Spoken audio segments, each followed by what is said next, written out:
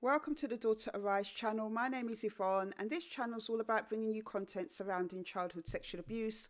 I also encourage survivors on this channel, so if this is the type of content that you're looking for, please hit the subscribe button and the notification bell so that you can be notified of any new uploads, and don't forget to hit the thumbs up button.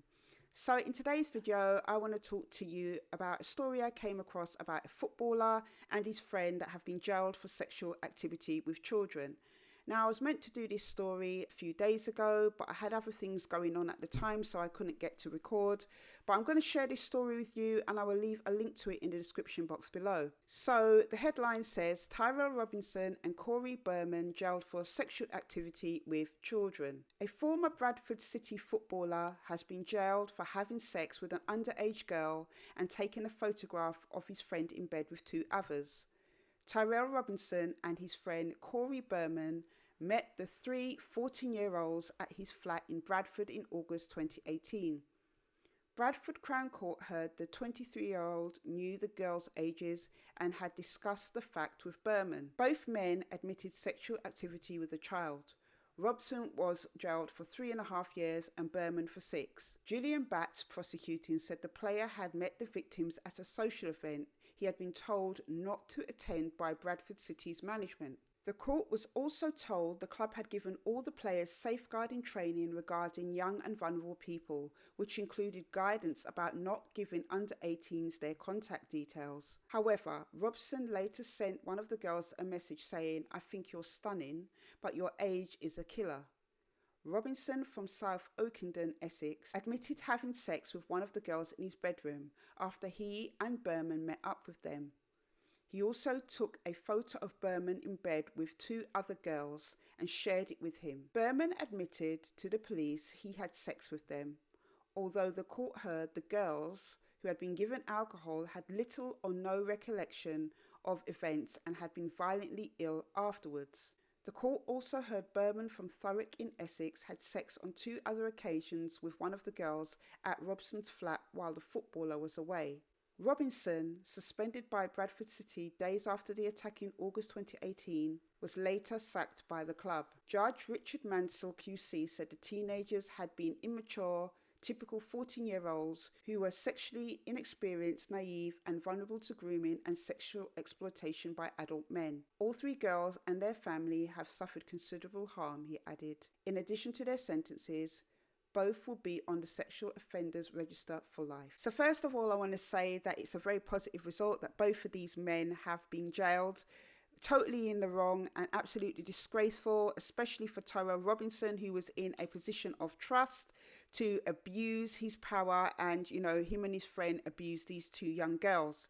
It's unfortunate that this has happened, but it's at no fault of his football club, because they did try and put things in place. TYRELL Robinson had every intention of abusing these young girls. As I mentioned, even with the football club putting safeguarding plans in place to protect the players, he still chose to ignore that. He was also told not to go to this event because under 18-year-old girls would be there.